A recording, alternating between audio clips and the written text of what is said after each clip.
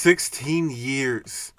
I waited 16 years for this shit, and I finally got it. Right when I thought they'd given up with the series, here comes Bandai coming back with it. Now, for y'all who don't know, or just don't give a fuck, Bandai has announced that Dragon Ball Z Budokai Tenkaichi 4 is not only official, but is being released this year. Or is it next year? I don't know, I wasn't paying attention. But it's official, it's coming back. No, it's not fake. No, it's not a bunch of internet people trying to be funny. This shit is real. Hell, I thought it was fake. Me, I heard about it on Facebook. I saw my homeboy posted it. I thought it was fake. You know how many fake Tenkaichi return posts I've seen on the internet? I've been catfished for too long. But this time it's real. It's official. I don't know where it was. I think it was at some sort of gaming convention. I don't know. Wait, no, I'm looking it up right now. It was at some sort of event called the Dragon Ball Games Battle Hour. Some event hosted by Bandai. Anyways, during that event, or around the end, Bandai representatives presented us with a brief tease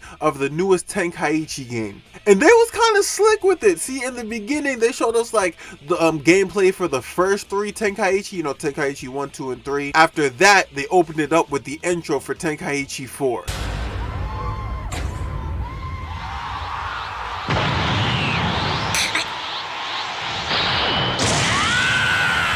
This is Bandai themselves confirming this. This game is real. Now, they didn't specify what year specifically it was coming out. I'm hoping it's coming out this year because it's still early in the year, but chances are it might either come out at the end of the year or next year. Now, I don't know if y'all can tell, but I'm excited. Like, them Dragon Ball Z games was my childhood. Like, I loved them shits. Especially the PS2 era. Some of the best games, if not all the best games from the Dragon Ball Z games came out during the PS2 era. And Tenkaichi games, those were one of them. And throughout the years, you know, mods have really kept the game alive. I've seen Super Saiyan Blue mods for Tenkaichi 3, I've seen Jeremiah, I've seen all types of mods. I've seen Super Saiyan Blue Gogeta versus Gold Frieza mods, all from Tenkaichi 3. Like, them modders really kept that game alive. Now me, I can't mod worth shit, so it'll feel good to play as the actual characters in an actual release of the game. Now, I ain't gonna lie, as excited as I am, I'm also kind of somewhat nervous. This might be me just playing with my head, but I'm genuinely concerned about how this game's gonna come out. The last we've seen of the Tenkaichi games was Tenkaichi 3, technically. Since this is the 4th one, its predecessor came out in 2007, so that was the last we saw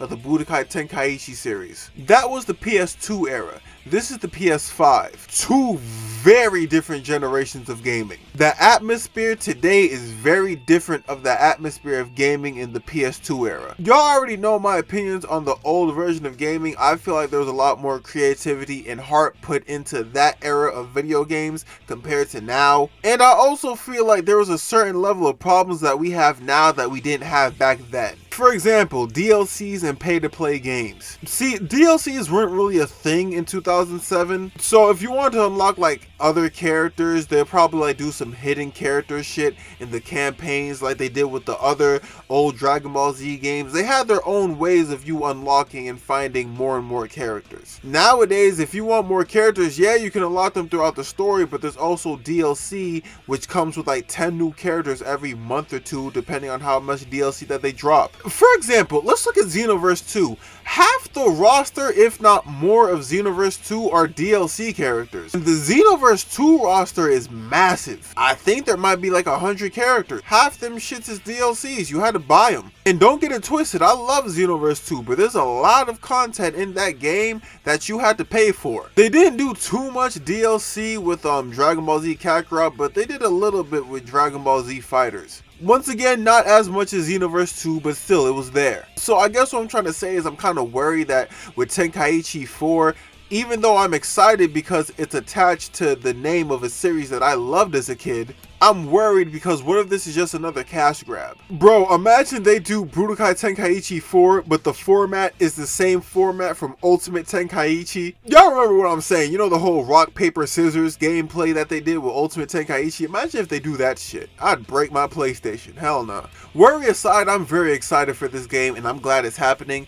Not just because it's Tenkaichi, but imagine what it could do for the series. Like me, I was always more of a Budokai player. I preferred Budokai 3 over Tenkaichi 3. So like imagine with the success of this game, they start going back to the other games like Budokai and we get like a Budokai 4. technically we already did with Infinite World, but like y'all get what I'm saying. The Dragon Ball Z games were a great formula for the PS2 era, so I'm hoping that they make a comeback and do what they did back then today. Other than that, that's all I really got for y'all. I mean, all we had was that teaser. There's not much more information I can give you, but I'm excited. I hope the game comes out as soon as possible. Like, I'm really excited to play this shit for the new generation.